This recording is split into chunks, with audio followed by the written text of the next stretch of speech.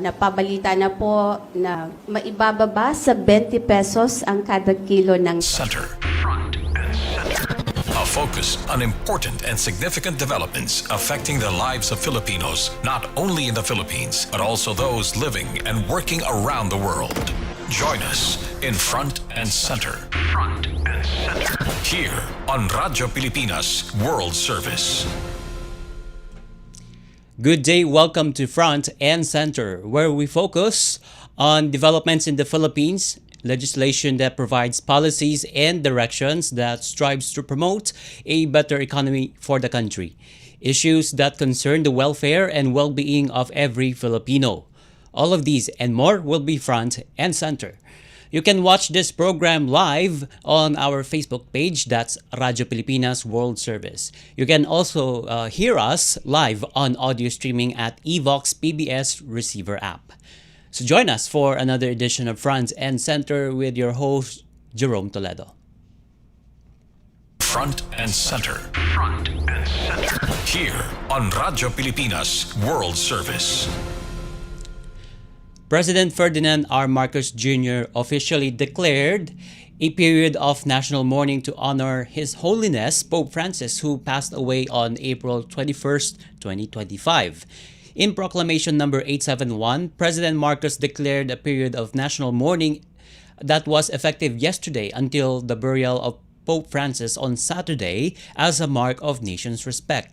The Philippine flag shall be flown at a half-staff or half-mast on all government buildings and installations throughout the country and abroad, including our embassies and consulates from sunrise to sunset. President Marcos cited the late pontiff's enduring legacy, describing him as a global symbol of humility, compassion, and peace, who spent his life devoting his ministry to the care of the poor, or marginalized and vulnerable, and advocating tirelessly for social justice, equality, and interfaith dialogue. The president underscored the deep bond between Pope Francis and the Filipino people, recalling his historic apostolic visit to the Philippines in January 2015, during which he offered comfort and solidarity to victims of Super Typhoon Yolanda or Haiyan, and celebrated the resilience of Filipino faithful despite adversities. And also, yesterday, President Marcos and First Lady Liza Araneta Marcos are set to attend the funeral of Pope Francis in Vatican City this Saturday, along with world leaders joining in paying their final respects to the late pontiff. And the funeral ceremony will take place Saturday at 10 a.m. or 8 a.m. UTC in St. Peter's Square, where Pope Francis made his last public appearance during his Easter Sunday blessing and Pope Mobile Tour. Front and Center. Front and Center. Here on Radyo Pilipinas World Service. And later today, President Ferdinand R. Marcos Jr. will witness the signing of the Memorandum of Agreement or MOA for the Philippine Civil Service Digital Leadership Program in Malacanang Palace. The project, which is Philippine Civil Service Digital Leadership Program, will involve designing a change management program and assessing the impact of information and communications technology or ICT systems on people and processes through the conduct of user readiness assessment and change adoption workshops. The program also aims to equip government employees with the skills and knowledge necessary to navigate the digital landscape and contribute to the country's digital transformation efforts. It will likely focuses on equipping civil servants with skills in areas like digital literacy, cybersecurity, as well as data analytics and other relevant digital competencies. The MOA might also align with national development goals, which envisions a future-ready Philippines with a modern and efficient government. Lastly, this digital leadership program aims to create a more competent and adaptable civil service that can effectively utilize the technology to deliver public services and contribute to the nation's digital transformation. And to sum up, the program will maximize the utilization of technology to improve efficiency, transparency, and service delivery in the government. Front and center. Front and center. Here on Radyo Pilipinas World Service. Meanwhile, Senator Jerome renewed his call to regulate abusive practices of online lending companies, decrying the harassment and intimidation tactics borrowers continue to face.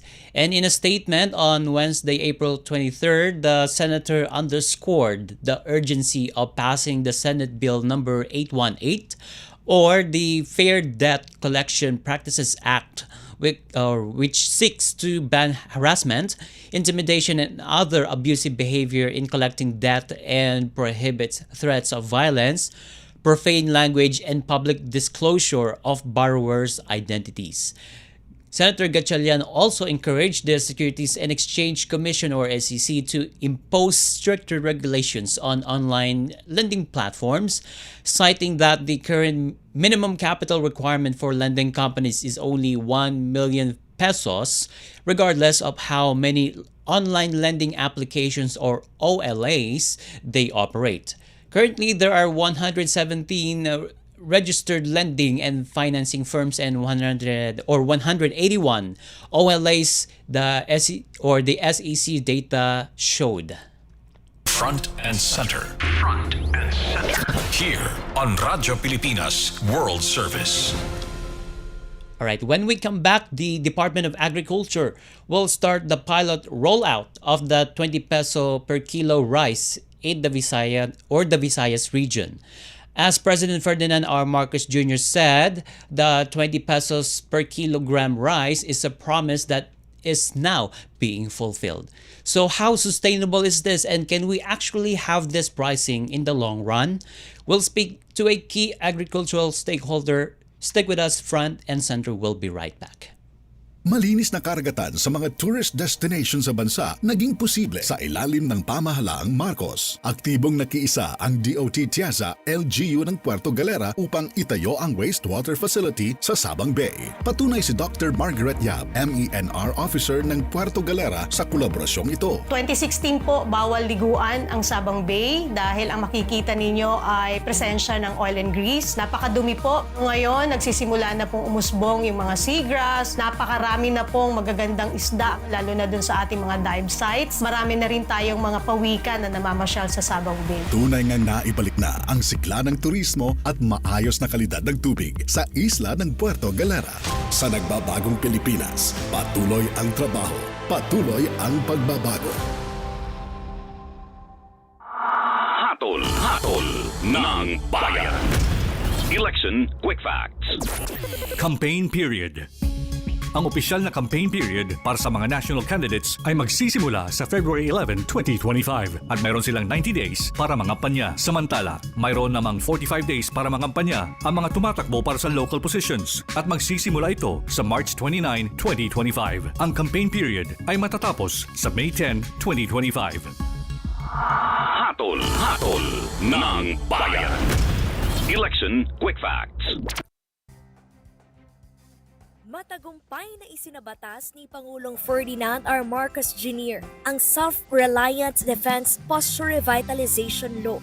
Through the Self-Reliant Defense Posture Revitalization Program, we aim to reduce our dependence on foreign sources and empower the AFP to develop its own capabilities. Sa bagong Pilipinas, palalakasin ang lokal na produksyon ng military equipment upang matiyak ang ating seguridad at disaster resilience. Stop and Spot. Paano tayo makasisigurong legit ang impormasyong nababasa natin sa social media? Spot the source. Hindi porke nag-viral, totoo. Kaya laging i-fact check ang impormasyong nakuha at tukuyin kung credible ba ang sources ng mga ito. Spot the purpose.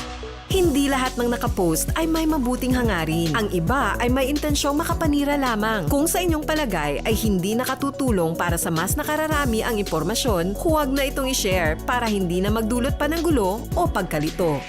Spot the ownership. Legit o edit?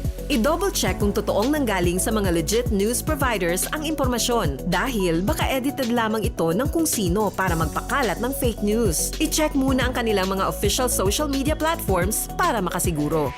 Spot the time. Updated ka nga ba? O baka outdated na yung balitang na-share mo? Siguraduhin na tingnan mabuti rin ang month, day at year ng impormasyong inyong binabasa upang hindi maging sharer ng mga lumang balita. Let's be part of the solution. We can be warriors against disinformation and misinformation. Maging mapanuri sa lahat ng oras. A message from Presidential Communications Office, Department of Education, Commission on Higher Education, DILG, DSWD, Presidential Broadcast Service at Radyo Pilipinas. Front and center. Front and center. Here on Radyo Pilipinas World Service. Welcome back to Front and Center. 20 pesos per kilo price goal for rice, now a fulfilled promise. That is what President Ferdinand R. Marcos Jr. said upon the announcement that the P20 program or selling of 20 peso rice will roll out soon. And that 20 pesos per kilo of rice thing traces back to his campaign promise during the 2022 presidential elections. As he ascended to the presidency, there were a series of statements from him regarding this matter. So let's hear the statements from President Ferdinand R. Marcos Jr. from 2022, 2023, and 2024. Napabalita na po na maibababa sa 20 pesos ang kada kilo ng bigas. That's the aspiration. Paano po natin yung gagawin, PBBM? Ibubuhin natin yung value chain na pinag-uusapan ko sa ano. Kausap ko na yung mga ibang trader. Baka pwede nating i-hold ng ilang buwan yung presyo ngayon. I think we'll be able to do it as a first step. But in the long term, we really have to fix our value chain. That's the only way. Yung aking pangarap na sinabi na nung bago akong upo, na sana mapababa natin ang presyo ng bigas ng 20 piso. Hindi pa tayo umaabot doon. Dahan-dahan palapit. Nasa 25 piso na lang tayo. Konti na lang. May bababa natin yan. Yesterday, if not sooner. Lahat ng timetable ko, yesterday, if not sooner. Lahat yan, ASAP. I don't know. We'll see. We'll see. Kasi minamalas din tayo sa weather. Kaya hindi mo matiyak kung ano yung magiging production, ano yung magiging supply. Oo. So, tingnan natin. Pababa na ng pababa. We'll keep working on it.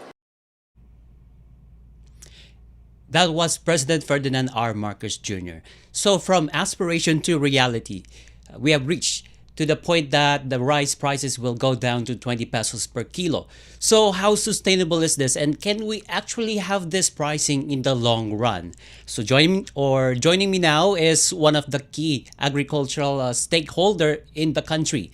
And he was a former secretary of the Department of Agriculture during the Arroyo administration, and also a former lawmaker. And also, he is also the chairperson of the Federation of Free Farmers, Mr. Leonardo Montemayor. So, thank you for joining us, Mr. Montemayor, for joining us in the program. Mr. Leonardo, Mr. Montemayor, can you hear me? Okay, while we are establishing our line with Mr. Montemayor, so can you hear me? Okay, so we will reestablish our connection to Mr. Leonardo Montemayor. In the meantime, Front and Center will be right back. magiging maayos po yung mga magninegosyo dito dahil maganda na yung kanilang lugar, hindi tulad doon sa mga tabi ng karsada na nagkakaroon ng traffic, nagiging risk pa sila doon sa kanilang mga kalusugan dahil po yung mga emissions ng mga sasakyan. Isa sa inaabangang proyekto ngayon ng SM Prime Holdings Incorporated sa pakikipagtulungan ng Local Government Unit ng Pasay, ang 360-hectare reclamation project na tatawaging SM Smart City. Sa kasalukuyan, dinidevelop na ang lupa nito sa harap ng Mall of Asia Complex at inaasang matatapos ang proyekto sa 2028. Ipinapangako ng SM Prime katulong ang ating pamalaan na hihigitan pa nila ang tagumpay ng SM Mall of Asia Reclamation at sa pamamagitan nito ay mas mapagyaman pa ang ating business district. Maparami ang magagandang oportunidad, trabaho at pagkakakitaan ng bawat tao. Sa Pamalaang Marcos, ang bagong Pilipinas, mas posible, patuloy ang trabaho, patuloy ang pagbabago. Under President Ferdinand Marcos Jr.'s administration, malaking bahagi ang economic zones sa Cavite sa pagtulak ng 2.73 trillion peso investment pledges sa kanyang termino. Dahil dito, makakaasa na marami pang katulad ni Bob Bismonte ang mabibigyan ng oportunidad sa bayan ng Cavite para maipakita ang galing ng Pilipino. So ang akin pong posisyon ay design director. Nag-formulate po kami ng ibang klaseng mga liquid resin para sa iba-ibang industry. Medical resin, dental resin, kahit po sa automotive ginagamit na rin yung aming machine. Ang pinaka-reason namin is we innovate products for Filipinos that could compete around the world. Sa nagbabagong Pilipinas, patuloy ang trabaho, patuloy ang pagbabago. Front and Center. Front and Center. Here on Radyo Pilipinas World Service. And welcome back to Front and Center as we try to establish our contact to Mr. Leonardo Montemayor, the chairperson of the Federation of Free Farmers. Okay, so I think we are establishing our line now. Hello. Okay. Hello, Mr. Leonardo Montemayor. So thank you so much hello. for joining us. Pwede pong lakasan ng audio, mahina. Yeah, okay. Sure. Okay, so thank you, Mr. Mahina po yung audio, mahina. Hello? Can you hear me, Mr. Leonardo? A little louder ko sana. Okay. Pwede. Okay. I will make it louder. Okay, can you actually hear me now? Konti pa. Mahina to. Oh, okay. All right. Hello. Hello. Okay. So can you hear me now, Mr. Leonardo Montemayor? Better, yes. Okay. So thank you so much for joining us in the program Front and Center on Radyo Pilipinas World Service. Thank you also for the invitation. Okay. I hope the line is okay now. Okay. So let's start this. So from aspiration to reality, and also he fulfilled his promise as the President Ferdinand R. Marcos Jr. Announced that through Department of Agriculture Secretary Francisco Chu Laurel that they will start to roll out the 20 pesos per kilo rice in the Visayas region. So what can you say about this development, Mr. Montemayor? Yes. First of all, our groups, I'm referring to the Federation of Free Farmers or FFF and our Magsasaka Party List organization. We have been meeting in convention since yesterday, and we discussed this latest initiative by no less than the President, who met with the governors in the Visayas to make available rice from the National Food Authority at 20 pesos per kilo. We said we welcome this initiative because it is something that will be of great help, especially to our poorer kababayans, our persons with disabilities, our senior citizens, and so on. So we hope and we support the idea that this be done on a nationwide basis. At the same time, we'd like to call upon especially the Department of Agriculture and the National Food Authority that to make sure that the effect also on our palay farmers, our rice producers, will be positive. there is some concern among our rice growing sector that a 20 pesos rice price sold by the NFA may translate into a very low buying price for the palay of our farmers, because the a 20 pesos price for rice, the equivalent of that in terms of the buying price for palay at farm gate would be about 10 pesos per kilo.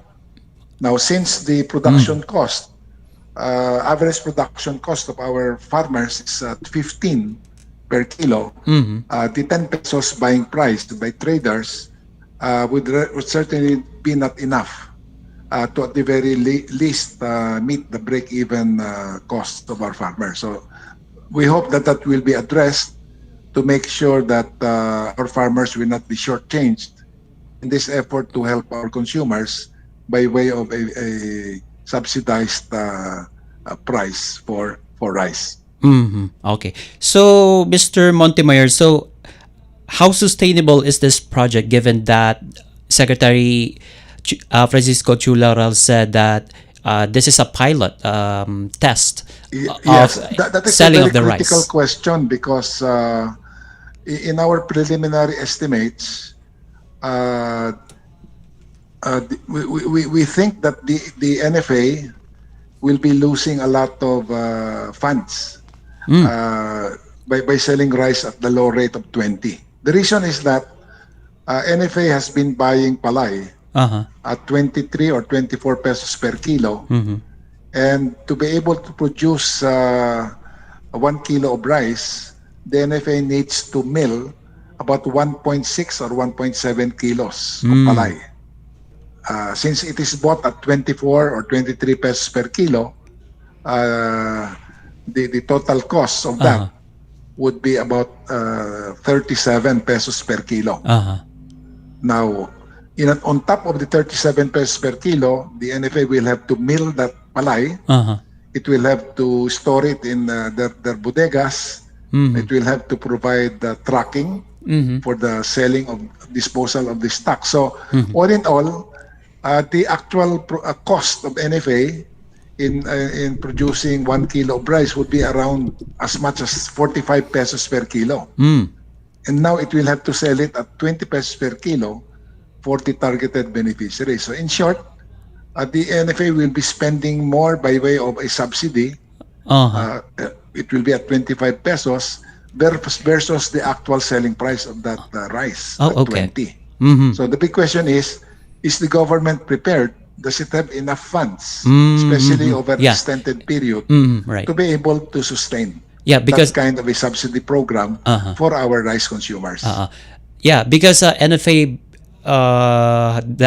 does have the funds, particularly the NFA is involved in buying a palay from our farmers, and at the same time, they will subsidize some prices of the palay that, or I'm sorry, the NFA will shoulder the cost of the amount that will be lost in trading the palay prices. So and also Mr. Montemayor, one of the reasons why the Department of Agriculture pushes to lower rice prices is the current stocks of NFA rice is filling up warehouses up to a point that there is no longer space to accommodate those incoming rice stocks. So, do you see any correlation to this, Montemayor?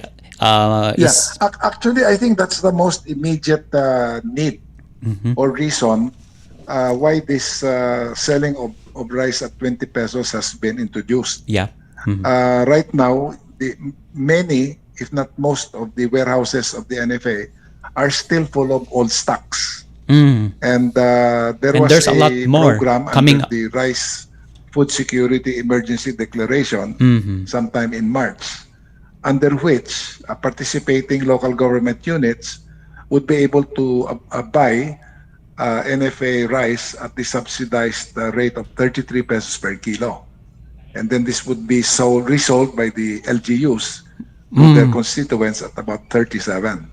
Unfortunately, the actual purchases by LGUs of NFA rice has been quite slow, and the Yes. volume has been very, very small. Mm-hmm. So in the meantime, over time, the stocks are getting older. More rice will be, will be aging Mm-hmm. and deteriorating. Mm-hmm. So rather than allow all of this to go to waste, I suppose this is the main reason why Mm-hmm. this 20 pesos plan is now being put into effect. So that would Okay. be really, I think, the prime motivation for this new 20 pesos sale of rice. Mm-hmm. Otherwise, the NFA will find it very difficult to purchase additional fresh palay from the Uh-huh. farmers who are now harvesting their produce. Okay. And of course, a beneficial side effect of this decongestion of the NFA warehouses and Mm-hmm. then selling rice at 20 would be to it would be very much in keeping with the president's earlier commitment to make 20 pesos rice available to our poor consumers.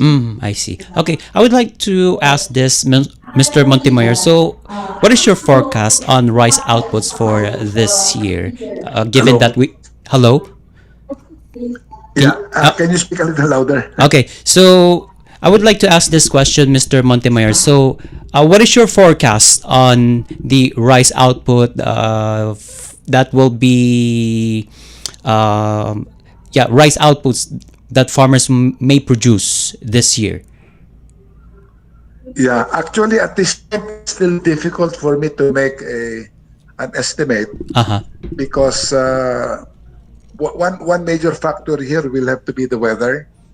Uh-huh. Will there be extremes like what we experienced? I believe this was in 2024 Mm-hmm. when we had El Nino, and then later on we had a series of storms towards the end of the year. So that really affected our Mm-hmm. production of palay and of rice, of course. The second would be the willingness of rice farmers to continue with rice production, given the fact that the price of palay, especially during this ongoing harvest, has been extremely low. Oh, okay. The price of palay bought at which farmers' produce are bought by the traders have been hovering between 12 to 14 pesos per kilo. So at that rate, it's still below the production cost of 15 pesos per kilo. So for those farmers who experience this type of losses, Mm-hmm. they may be unwilling now to again replant rice, or if they do Mm-hmm. plant rice in the next cropping, they may reduce their usage of inputs, and therefore it will affect production. Okay. Okay, so the Secretary of the Department of Agriculture, Francisco Chularal, said the rice or the 20 peso rice program they will try to implement this until December of this year. So, and they may also extend this up to next year by 2026 and until 2028, which President Ferdinand R. Marcos Jr.'s term will end. So, yeah, will it be sustainable at least by December?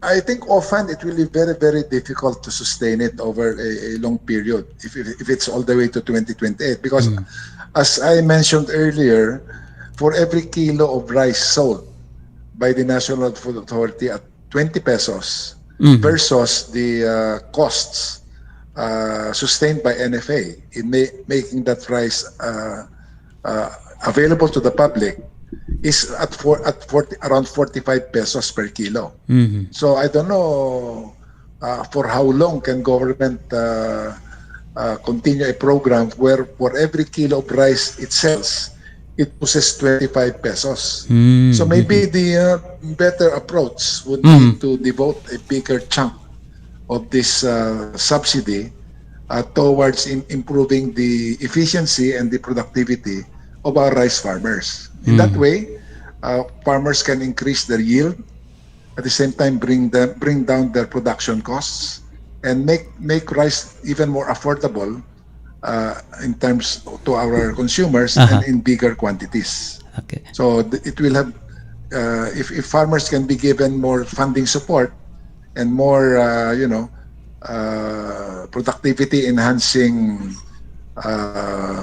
programs can be undertaken, like more and better irrigation, more, better quality seeds and so forth, that I think it would be a more sustainable and lasting approach to making sure that consumers get a better price insofar as their consumption is concerned. Okay. So, one last thing, Mr. Montemayor. So, that investment or funding falls under the Rice Competitiveness Enhancement Fund. Would that help to sustain that project? Yes, definitely. Although still the amount provided under the RCEF would not be enough, because the proceeds from the collection of tariffs by the Bureau of Customs on imported rice has actually dwindled since the Executive Order number 62 took effect in July of last year. Under that EO, the tariffs or duties on imported rice were reduced from 35 to 15%. So much so that it reduced dramatically the collection of the Bureau of Customs. I think the actual reduction in collections was in the vicinity of about 16 billion pesos, which under the rice certification law should go into the free equipment distribution, free fertilizer, and free certified seeds distribution also to our rice farmers, among others.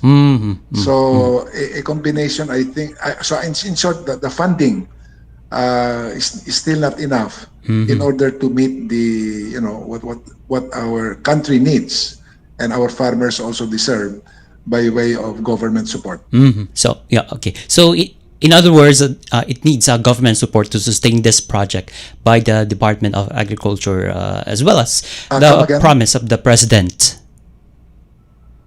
Can you repeat the question? Yeah.